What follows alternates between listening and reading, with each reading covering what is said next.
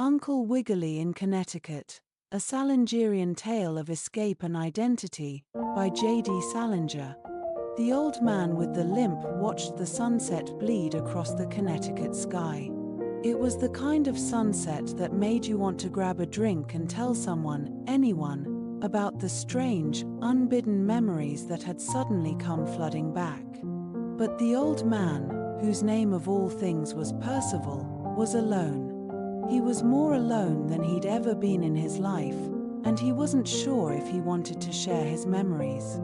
After all, they were the memories of a man named Horace, a man who had never been to Connecticut, a man who, in his own way, had died a long time ago. Horace had been a successful children's author.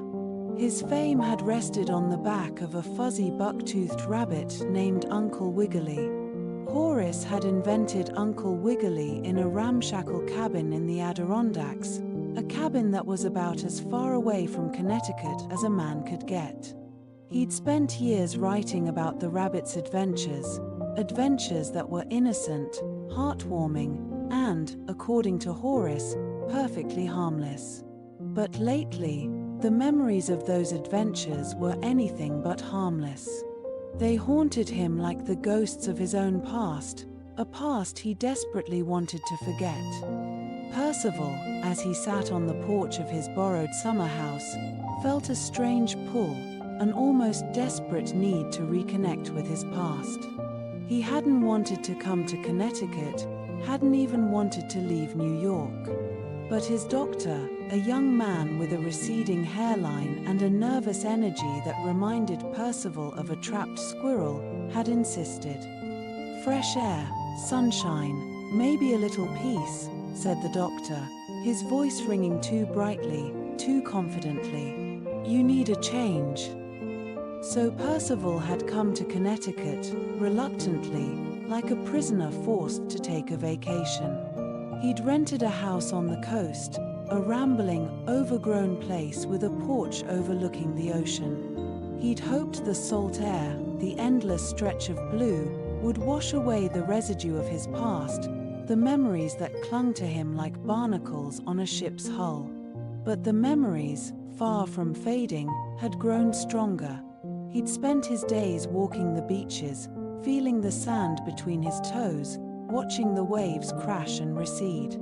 The ocean had always been a source of comfort, a place where his thoughts could drift, where he could feel a sense of release. But now, even the ocean seemed to echo the voices of his past, the whispers of a man he no longer wanted to be. One day, while wandering along the shore, he came across a small, abandoned library, a place that seemed to have been swallowed by the relentless march of time. He stepped inside, drawn by an irresistible sense of nostalgia. The library was filled with dusty books, their pages yellowed with age. And then, sitting on a shelf, he saw it, a book with a familiar cover, a book he hadn't seen in years. It was a tattered copy of Uncle Wiggily in the Woods, the first book in Horace's series. The book was a siren's call, pulling him back to a time he had tried so hard to forget. He opened it, the pages crackling like dry leaves, and began to read. The words, once so familiar, now seemed like a foreign language, the language of a man he no longer recognized. The stories, once filled with innocence and whimsy, now seemed tinged with a sense of melancholy, of longing.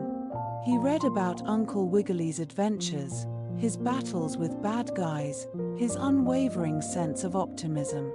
He read about a world that had once seemed real, a world that was now nothing more than a faded memory. As he read, a strange feeling washed over him. He felt like he was looking into a mirror, seeing the reflection of a man he no longer knew. And as he saw that reflection, he realized that he couldn't escape his past. It was a part of him, embedded in his DNA, in the very marrow of his bones. He could try to run, try to bury it, but it would always be there, waiting for him, waiting to pull him back. He closed the book, the weight of his past settling upon him like a heavy cloak. He knew then, with a clarity that was both painful and liberating, that he couldn't outrun the shadow of Horace. He couldn't erase the man he had been, the man who had dedicated his life to creating a world of fantasy for children. Instead, he needed to accept him, embrace him, including all his flaws.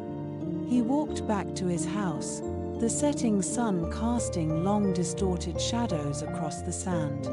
As he sat on his porch, he watched the last rays of light fade from the sky, and he knew that he wasn't just Percival, the man who had come to Connecticut to escape his past, but he was also Horace, the man who'd created Uncle Wiggily, the man who'd given countless children a glimpse into a world filled with magic and wonder.